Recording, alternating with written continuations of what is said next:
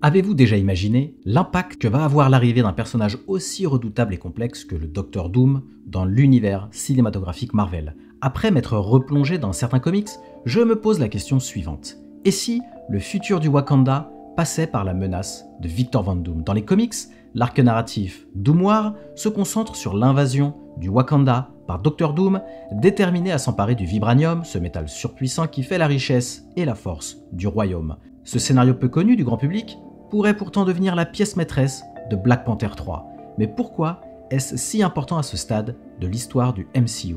Premièrement parce que l'héritage de T'Challa et la situation politique du Wakanda après les événements de la saga de l'infini et de Black Panther Wakanda Forever soulèvent d'innombrables questions. Deuxièmement, l'apparition de Doom dans le MCU ouvrira la voie à un antagoniste majeur capable de bouleverser l'équilibre du monde, voire de préparer le terrain pour d'autres crossovers titanesques. Salut à tous et bienvenue sur House of Marvel pour une nouvelle vidéo. Aujourd'hui, on va se plonger au cœur de la théorie suivante: comment Docteur Doom pourrait devenir la plus grande menace que le Wakanda ait jamais connue, comment son retour sera lié au vibranium et quelles conséquences une telle guerre aura sur l'univers Marvel. Je vous invite à rester avec moi jusqu'au bout de cette théorie car non seulement on va explorer en profondeur les origines de ce conflit potentiel, mais aussi voir en quoi il pourrait redéfinir l'héritage laissé par T'Challa et consolider la place du Wakanda comme l'un des piliers incontournables du MCU. Préparez le café, installez-vous bien confortablement, je suis Julien et vous êtes sur House of Marvel. Pour rappel, bien qu'aucune date de sortie officielle n'ait été annoncée, les informations que nous avons suggèrent que Black Panther 3 pourrait sortir fin 2026 ou début 2027. Le film est attendu aux côtés de 4 autres projets très anticipés de Marvel, tels que les 4 Fantastiques, Doomsday et Secret Wars. Black Panther 3 devrait s'appuyer sur les bases posées dans Wakanda Forever qui a introduit Toussaint, le fils de T'Challa, en tant que potentiel héritier du Black Panther. On sait aussi que le film sera réalisé par Ryan Coogler et que Denzel Washington sera présent dans le film. Ceci étant dit, passons à ma théorie. Pour comprendre pourquoi l'arrivée de Docteur Doom dans Black Panther soulève un tel enthousiasme, revenons d'abord sur la singularité du Wakanda et l'importance de son vibranium. Depuis ses débuts dans les comics Marvel, le Wakanda apparaît comme un royaume à part, à la fois technologiquement avancé et culturellement fier de ses traditions.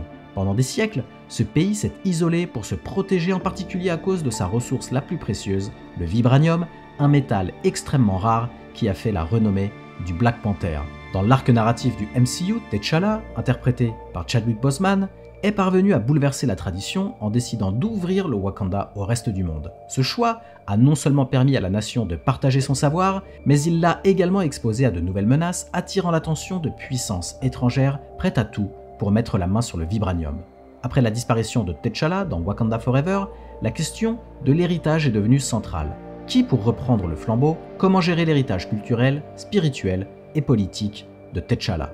Cette question est d'autant plus cruciale que le MCU traverse une période de transition. Les Avengers originaux ont laissé la place à une nouvelle génération de héros.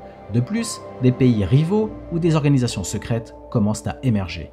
Si on superpose cette configuration à la menace que représente un antagoniste comme Docteur Doom, on se retrouve face à un cocktail explosif. Un Wakanda vulnérable, en quête d'un nouveau leadership, et un ennemi prêt à tout pour s'emparer des richesses du pays. Faisons maintenant un rappel de qui est le Docteur Doom et pourquoi il est si redoutable. Victor Von Doom, alias Docteur Doom, vous le savez, est l'un des vilains les plus emblématiques de Marvel. Souverain du royaume de Latverie, il combine une intelligence scientifique hors du commun, une maîtrise de la sorcellerie, issue de son apprentissage des arts mystiques, et un ego surdimensionné.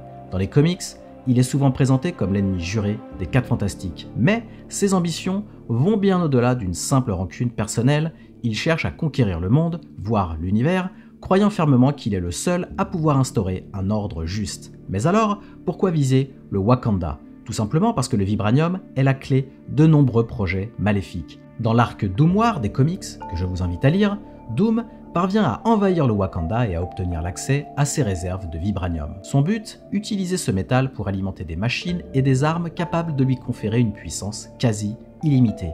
Et ce n'est pas qu'une question de pouvoir brut. Le vibranium possède des propriétés uniques qui peuvent être exploitées dans des technologies de pointe, mais aussi dans certains rituels mystiques. L'intérêt de Doom pour le Wakanda va donc bien au-delà de la domination politique. Pour lui, mettre la main sur le vibranium, c'est avoir la possibilité de forger un avenir selon ses propres règles. C'est aussi la démonstration qu'aucune nation, aussi secrète et puissante soit-elle, n'est à l'abri de son influence. En introduisant Doctor Doom dans Black Panther 3, Marvel Studios aurait l'opportunité de présenter un vilain d'envergure planétaire capable de déstabiliser non seulement le Wakanda mais l'équilibre de l'ensemble du MCU. Et là vous me dites, mais voyons Julien, Doom va être introduit dans les 4 Fantastiques, pas dans Black Panther 3. Eh bien je ne serai pas aussi catégorique. Pourquoi ? Eh bien parce qu'on sait que Robert Downey Jr. a un cachet de 100 millions de dollars pour jouer dans un prochain film du MCU. À mon avis, ce cachet est bien trop haut pour un seul film. On sait que Tom Cruise a reçu un cachet similaire pour Top Gun Maverick, mais son contrat comptait un pourcentage des bénéfices du film. Aussi, il ne faut pas oublier que Kevin Feige nous a déjà présenté la timeline de la phase 6 du MCU et qu'il y a 7 films non annoncés encore. Probablement que certains seront mis de côté avec la nouvelle direction de Disney, d'aller plus vers la qualité et moins de quantité, mais il y a un film à l'automne 2025 qui arrive avant les 4 Fantastiques. Je pense que cela sera Black Panther 3 et que Doom sera dans ce film. Un film c'est bien, mais avec une bonne histoire c'est mieux, et une adaptation de Doom War dans le MCU serait parfaite. Maintenant que la relève de T'Challa est en place, comment Marvel pourrait-il introduire Doctor Doom ? Certaines théories suggèrent qu'on pourrait voir émerger Doom à la fin d'un film ou dans une scène post-générique, révélant des manigances en sous-main pour déstabiliser le Wakanda. D'autres avancent l'idée que ce serait un excellent moyen de connecter la future introduction des 4 Fantastiques dans le MCU, puisque Doctor Doom est étroitement lié à leur mythologie. Dans l'arc Doom War des comics, la tension monte progressivement. D'abord, le Wakanda est affaibli par des conflits internes, puis Doctor Doom profite de cette brèche pour s'infiltrer et manipuler les élites. Enfin, il lance une offensive globale et prend effectivement le contrôle du pays. Cette progression dramatique est l'occasion d'explorer des thèmes forts comme la confiance du peuple envers sa royauté, la vulnérabilité d'une nation réputée invincible et la responsabilité des dirigeants face à un ennemi qui dépasse toutes leurs attentes. Dans Black Panther, Wakanda Forever, on a déjà vu combien la disparition de T'Challa laissait le royaume en plein questionnement. La guerre contre Namor et Talokan a de plus révélé au monde une nouvelle menace maritime. Il serait dès lors logique de voir la situation s'envenimer davantage quand un autre souverain, celui de la Latverie, cherchera à tirer parti de ce climat d'instabilité qui sera probablement provoqué par les nations du monde qui cherchent, elles, à s'approprier le vibranium. Si Marvel Studios choisit d'adapter l'histoire de Doom War, on peut imaginer une intrigue où Shuri, M'Baku ou encore Okoye se retrouvent contraints de défendre leur nation contre un ennemi bien plus calculateur que les précédents, un ennemi qui pourrait frapper le Wakanda au cœur même de ses structures, car les enjeux de cette confrontation seront à la fois politiques, technologiques et magiques. Ce qui rend Doctor Doom si fascinant, c'est qu'il n'est pas qu'un savant fou ou un tyran banal.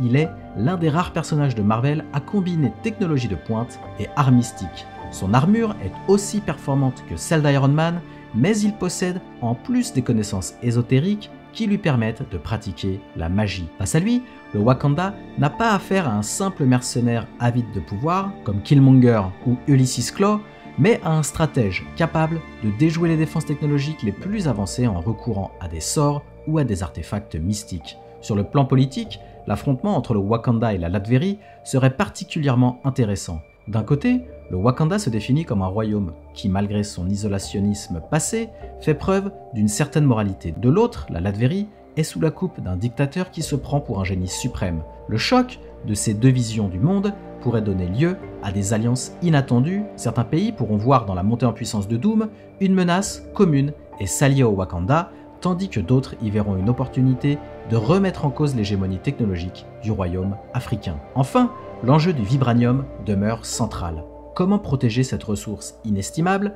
Quelles mesures de sécurité peuvent être prises si l'adversaire est à la fois un savant fou et un mage ?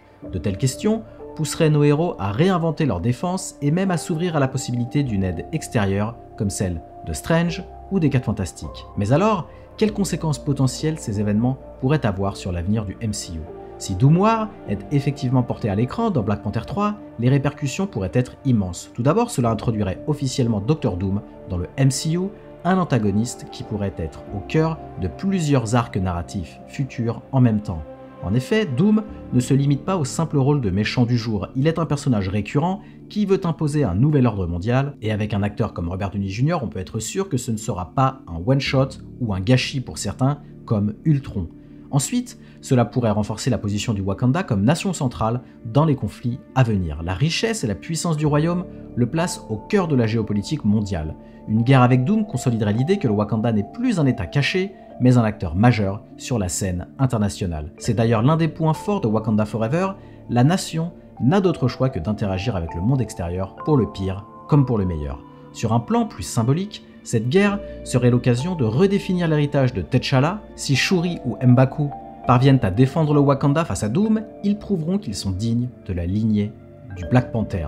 Mais il se peut aussi que cette bataille laisse le royaume profondément marqué, ouvrant la voie à de nouvelles alliances ou au contraire à une fermeture totale de ses frontières. Dans tous les cas, l'enjeu est énorme et pourrait influencer la phase suivante du MCU. Comme toujours, il est intéressant de regarder les exemples concrets tirés dans le matériel source de Marvel Comics. Dans les comics, Doom parvient d'abord à manipuler la population et le gouvernement du Wakanda, puis à s'emparer du trône. Les héros, de Black Panther aux X-Men, se mobilisent alors pour libérer le pays. Cet arc narratif est particulièrement intense car il montre que même un royaume aussi avancé que le Wakanda peut tomber aux mains d'un tyran lorsqu'il est fragilisé. L'une des scènes les plus marquantes met en lumière la détermination de Doom.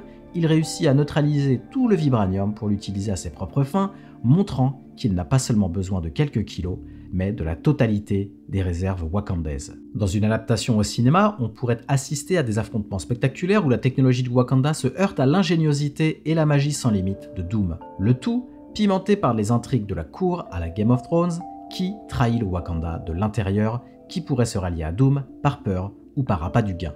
Enfin, impossible de parler de Doom sans évoquer les 4 Fantastiques. Intégrer Doom War dans le MCU pourrait servir de tremplin évidemment idéal pour introduire Reed Richards, Sue Storm, Johnny Storm et Ben Grimm. Comme je le disais, le film non divulgué de l'automne 2025 précède la sortie des 4 Fantastiques. Imaginez qu'en pleine crise au Wakanda, des scientifiques de renom se mettent à enquêter sur les phénomènes énergétiques créés par l'utilisation massive du vibranium. L'équipe des 4 Fantastiques pourrait alors émerger, nouer un premier contact avec Shuri et se retrouver embarqués dans une guerre qui les dépasse totalement. On pourrait aussi voir un lien avec la magie et le multivers déjà explorés dans de nombreux projets du MCU de la phase 5. Doom, ayant des connaissances ésotériques, il serait plausible qu'il ait mis la main sur un artefact lié à une dimension parallèle. Les possibilités, donc de crossover, sont infinies et c'est justement ce qui rend l'idée d'adapter Doom War si alléchante pour nous les fans. En fait, ce Black Panther 3, axé sur le conflit avec Dr Doom, permettrait 3 choses essentielles. Premièrement, une réinvention de l'univers du Wakanda. Deuxièmement, une introduction fracassante d'un vilain culte. Et enfin, un tremplin idéal pour de multiples ramifications narratives dans le futur du MCU. Et là, je suis sûr que vous avez 1000 questions en tête. Vous vous demandez peut-être, est-ce que ce n'est pas trop tôt pour introduire un antagoniste aussi majeur que Doom dans l'univers de Black Panther? C'est une objection légitime. Après tout, Marvel Studios vient à peine d'installer l'après T'Challa et de révéler la nouvelle direction que prend le Wakanda. L'arrivée d'un adversaire d'une telle ampleur pourrait sembler précipité, voire bâclé. Cependant, il faut garder à l'esprit que le MCU est conçu pour évoluer progressivement et introduire différents niveaux de menaces. L'intégration de Thanos a par exemple commencé dès la phase 1, souvenez-vous, dans des scènes post-génériques avant d'aboutir à Avengers, Infinity War et Endgame. De la même façon, Doom pourrait être présenté de manière subtile, d'abord au travers d'indices ou de références à la Latverie, puis par une apparition plus concrète dans Black Panther 3. Cette stratégie permettrait d'éviter le sentiment de trop-plein, tout en maintenant l'excitation des fans qui attendent le grand moment de sa confrontation avec les héros du MCU. Maintenant, il faut être aussi honnête et ne pas dire tout et son contraire. J'entends très souvent le même argument depuis Endgame, le MCU n'avance pas.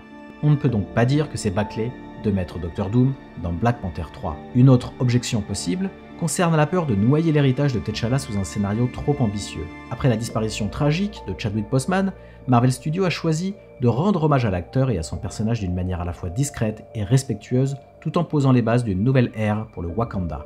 Faut-il tout de suite passer à un conflit mondial alors que le royaume est encore en train de se reconstruire? Là encore, l'arc Doom War des comics montre que cette période de vulnérabilité peut précisément être le point de départ d'une grande histoire. Au lieu de minimiser l'héritage de T'Challa, cela pourrait au contraire mettre en avant l'importance de préserver son œuvre et d'honorer sa mémoire en protégeant son royaume contre l'une des pires menaces jamais rencontrées. Enfin, certains fans craignent que l'introduction de Doom dans un film Black Panther occulte le rôle des 4 Fantastiques qui sont traditionnellement ses adversaires les plus emblématiques. Pourtant, ce choix narratif pourrait être l'occasion de tisser un fil rouge reliant plusieurs franchises du MCU. Au lieu de cantonner Doom à un seul groupe de héros, Marvel Studios pourrait en faire un antagoniste transversal, un peu à la manière de Loki, qui est apparu dans différents films et séries. De cette façon, la confrontation ultime avec les 4 Fantastiques n'en serait que plus passionnante car elle reposerait sur un passif déjà bien établi. En fait, les objections posent surtout sur la crainte d'introduire trop vite un ennemi trop puissant, de minimiser l'héritage de T'Challa ou de détourner Doom de son rôle classique chez les 4 Fantastiques. Mais chacune de ces craintes peut trouver une solution satisfaisante, il suffit d'une construction scénaristique intelligente, échelonnée dans le temps, qui respecte l'univers de Black Panther et anticipe les futures interactions avec le reste du MCU. Tout est présent dans Doom War. On constate donc à quel point l'idée d'introduire Dr Doom dans Black Panther 3 est passionnante et ouvre de nombreuses pistes pour l'avenir du MCU. En s'inspirant de l'arc Doom War, Marvel Studios bénéficierait d'un récit à la fois riche et spectaculaire où la nation du Wakanda se retrouve confrontée à un adversaire d'une ampleur inédite. Cette confrontation pourrait non seulement mettre en valeur les nouveaux leaders du royaume, mais aussi approfondir l'héritage de T'Challa, en montrant à quel point son rêve d'un Wakanda ouvert au monde implique des risques colossaux. En fait, ce Black Panther 3 à la sauce Doom War pourrait marquer le début d'une nouvelle ère où la guerre pour le vibranium et la protection du Wakanda deviendrait un enjeu planétaire. A vous de me donner votre avis maintenant. Que pensez-vous de cette théorie? Pensez-vous qu'introduire Doom dans Black Panther 3 est la meilleure façon de réinventer l'héritage de Black Panther? Seriez-vous prêt à voir Shuri ou M'Baku prendre la tête des opérations contre un vilain aussi redoutable? Et surtout, jusqu'où Dr Doom pourrait-il aller pour faire plier le Wakanda? Faites-le moi savoir en commentaire et n'hésitez pas à me faire parvenir vos théories, j'adore les lire et en débattre avec vous. Et comme d'habitude, merci d'avoir regardé cette vidéo. Si elle vous a plu, merci de la liker et de me donner votre avis en commentaire. Aussi, pour ne pas louper mes prochaines vidéos, abonnez-vous et activez les notifications. À la prochaine sur House of Marvel.